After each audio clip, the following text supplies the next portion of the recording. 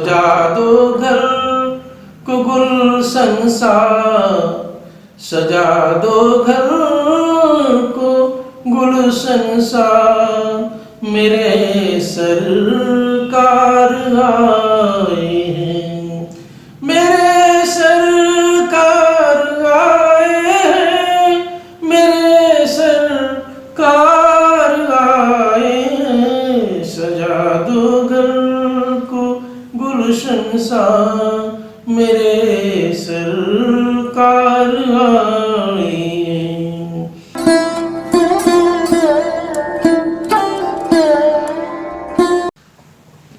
आप सभी को प्रणाम। सत्य सनातन की जय। ईश्वर की असीम अनुकंपा से, गुरु महाराज की असीम अनुकंपा से हम सभी लोगों को भगवत चर्चा करने का परम सौभाग्य प्राप्त हो रहा है। गुरु वंदना कर लेते हैं। अखंड मंडलाकारं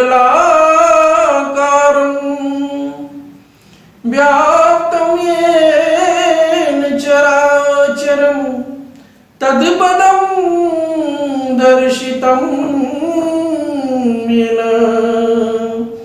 तस्मै श्री गुरुवे नमः। आज हम सभी लोग किष्किंधा कांड के उस आध्यात्मिक पहलू को देखेंगे कि किस प्रकार से बाली का वध होता है, किन परिस्थितियों में मजबूर होकर प्रभु को बाली का वध करना पड़ता है, उसकी कथा को आगे लेकर चलते हैं। अब जब सुग्रीव से प्रभु पूछते हैं कि तुम किस कारण से ऋषिमुख पर्वत पर रहते हो, तो सुग्रीव पूरी कथा बताता है। कहता है, प्रभु बाली और मैं दो भाई हैं, हम दोनों में अगाढ़ प्रेम था। एक बार एक राक्षस जिसका नाम था मयसुत, बड़ा ही मायावी था, हमारे नगर में आया। अब आप देखें कि आधी रात को अब वो बाली को ललकारने लगा। कह रहे, कायर कहाँ छुपा हुआ है, बाहर निकल, देख तेरा काल आया हुआ है। अब बाली तो महाबली था, बाली तो किसी कुछ नहीं समझता था। वो भी कहा, अच्छा ठहर में आता हूं। वो भी ललकारा, रुक, ठहर में आता हूं। अब उसके पीछे पीछे वो बाली उसको मारने के लिए जाता है। अब सुग्रीव भी पीछे जाते हैं, चलो भाई की भी मदद करें हम। अब वो मायावी राक्षस क्या करता है कि वह मायावी राक्षस बाली का शौर्य और पराक्रम जानता था। वो जानता था कि यदि हम अब इसके सामने ज्यादा देर, क्योंकि उसको तो वरदान था बाली को, ये सभी आप जानते हैं कि जिसके साथ भी युद्ध वो करता था उसका आधा बल बाली के पास चला जाता था। अब जिसका आधा बल बाली के पास चला जाएगा तो बाली अपने आप भारी हो जाता था। अब ये राक्षस जो है अब वो परास्त होने लगा तो डर करके भागने लगता है और भाग करके एक गुफा में वो छिप जाता है। तो बाली ने, हम मुझसे कहा, सुग्रीव बताते हैं कि बाली ने मुझसे कहा कि तुम यहाँ ठहरो सुग्रीव, एक पक्ष तक प्रतीक्षा करना मेरा। अब यदि मैं नहीं आता हूं तब ये जान जाना कि मुझे उस राक्षस ने मार दिया। सुग्रीव कहते हैं, हे प्रभु, मैं एक मास तक वहां रहा और देखा कि ढेर सारे रक्त की धाराएं बह रही हैं, तो मेरा मन सशंकित हो गया, मैं डरने लगा।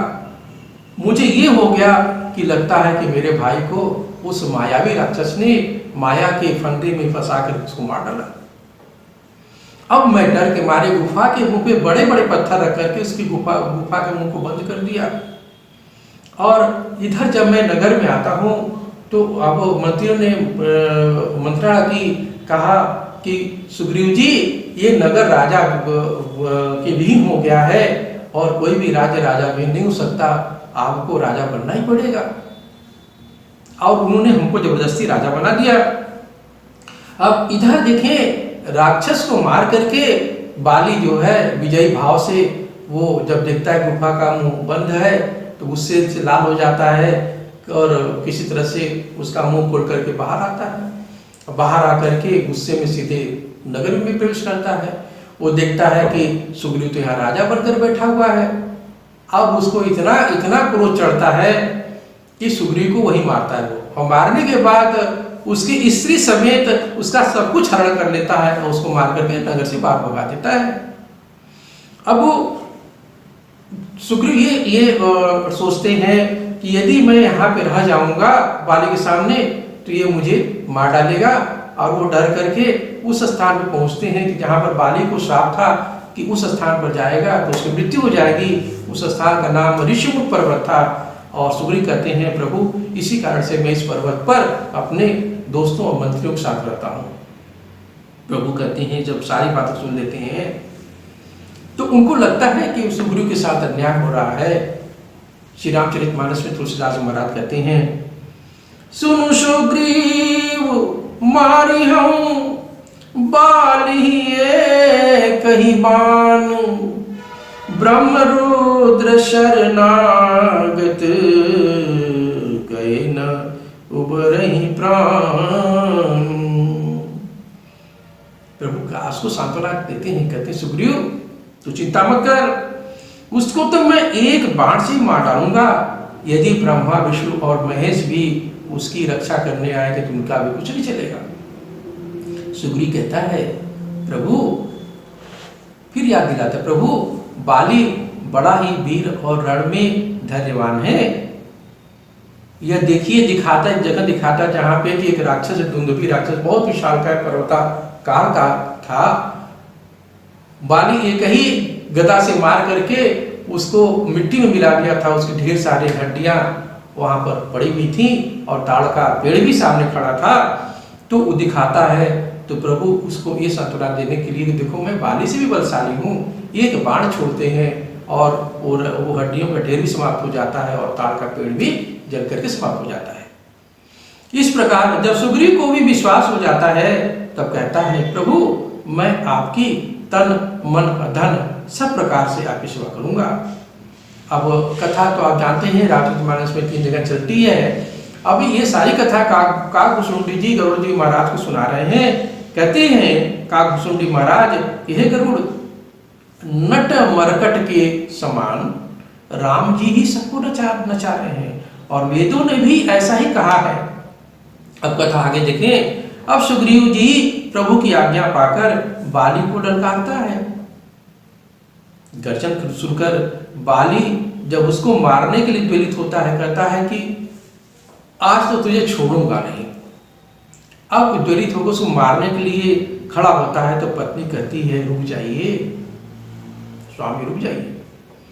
उनके साथ सामान्य पुरुष नहीं है, वो जो श्री राम लक्ष्मण आप देख रहे हैं जो तेज बल की सीमा है, माने कि अतुलित बल धाम के हैं वो। तुलसीदास जी महाराज कहते हैं कह बाली सुन वीर प्रिय समदर्शी रघुनाथ, जो कदाचि मोहि मारहि तो पुनि हो शनाथ। कितना बढ़िया सुंदर समझाता है बाली पत्नी को। कहता है कि सुनो प्रभु श्री राम समदर्शी हैं, वो सब जानते हैं कि किसके साथ क्या हुआ कैसे हो रहा है क्या होना है सब जानते हैं। वो उनसे कुछ भी छुपा नहीं है। कदाचित वे मुझे मार भी देंगे तो मेरा उद्धार हो जाएगा और जन्म मरण के चक्कर से मेरी मुक्त हो जाएगी, बंधन से मैं मुक्त हो जाऊंगा। अब लेकिन जैसे सुग्रीव को देखता है गुस्सा आ जाता है, उसकी तरफ क्रोध से दौड़ता है मारने के लिए और उसने सिर्फ सुग्रीव को एक घूंसा ही मारा और एक घूंसा खाने के बाद सुग्रीव की वो हालत हो गई कि वो जो है मूर्छित होकर के वहीं पर गिर पड़ते हैं और डर करके प्रभु के पास भाग जाते हैं। फिर कहता है सुग्रीव प्रभु आपसे मैंने ये कहा था कि वो मेरा काल है मेरा भाई नहीं है, लेकिन फिर भी आपने उसको बेच दिया, उसके सामने हमको बेच दिया। देखिए मेरी दशा उसने ये कर दी। प्रभु समझाते कहते हैं कि तुम दोनों भाई एक ही रूप रंग के हो, इसी से मैं उसको मार नहीं सका, मैं तो कंफ्यूजन में आ गया, संशय में आ गया। अब प्रभु उसको जैसे छूते हैं स्पर्श करते ही उसकी पीड़ा तो खत्म हो जाती है और उसको क्या करते हैं एक अपने फूलों की माला उसके गले में डाल देते हैं। अब फूलों की माला वो आप समझ सकते हैं कि साधारण सी बात है, लेकिन वो अपना जो बल है, जिसकी कोई सीमा नहीं, वो थोड़ी सी मात्रा में उसको दे देते हैं और कहते हैं अब तू जा। आज बाली का भी अंत है। वो डरते डरते, लेकिन भगवान के समझाने समझ भी जाता है, कहता है ठीक है मैं आज बाली से युद्ध करूंगा। फिर जाता है, ललकारता है, बाली फिर उसको मारने के लिए आता है, युद्ध होता है, अनेक प्रकार से युद्ध होता है, क्योंकि अब सुग्रीव के पास भी बल है, अब प्रभु का बल है, तो वो जो है बहुत देर तक लड़ता है। लेकिन मन की गति क्या होती है, वो अधोगति होती है और मन उसका गिरने लगता है, उसको भय लगने लगता है। प्रभु समझ जाते हैं कि अब यदि इसको मैं सहारा नहीं दूंगा तो अब ये मार दिया जाएगा, और वृक्ष की आड़ से उसको देखते रहते हैं और उन्होंने एक बाण ऐसे करके मारा और तो उसके हृदय में सीधे वो बाण लगता है, बाली गिर पड़ता है जमीन पे। फिर विकल हो करके उठकर बैठता है तो क्या देखता है,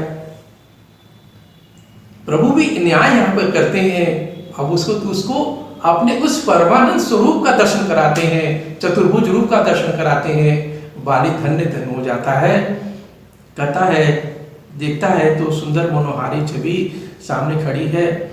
फिर भी अब संसार में फिर उसका मन आ जाता है तो कठोरता से पूछता है कि धर्म है तू अवतरे हूँ गोसाई, मारे हूँ मोई व्याध की नाई, मैं बैरी सुग्रीव प्यारा, अवगुण कवन नाथ मोहि मारा। कहता है, उनको याद दिलाते प्रभु को कि प्रभु आप हमें ये बताइए कि आपका अवतरण तो धर्म की रक्षा करने के लिए हुआ था, धर्म के लिए हुआ था, आपने मुझे व्याध की तरह मार दिया। अब मैं आपका बैरी हो गया, सुग्रीव आपका बहुत प्यारा हो गया, कौन सा ऐसा अवगुण था कि आपने मुझे मारा। प्रभु कहते हैं क्यों मारा, अगले एपिसोड में हम लोग कथा को लेकर चलेंगे। एक छोटा सा भजन। सजा दो घर को गुलशन सा, सजा दो घर को गुलशन सा, मेरे सरकार आए हैं, मेरे सरकार आए हैं, मेरे सरकार आए हैं, सजा दो घर को गुलशन सा, मेरे सरकार आए हैं। उमड़ आई मेरी आँखें देख कर अपने बाबा को, हुई रोशन मेरी गलियां, हुई रोशन मेरी गलियां, मेरे सरकार आए हैं।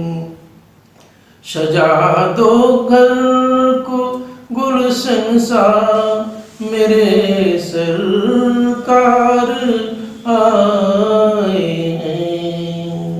जय श्री राम।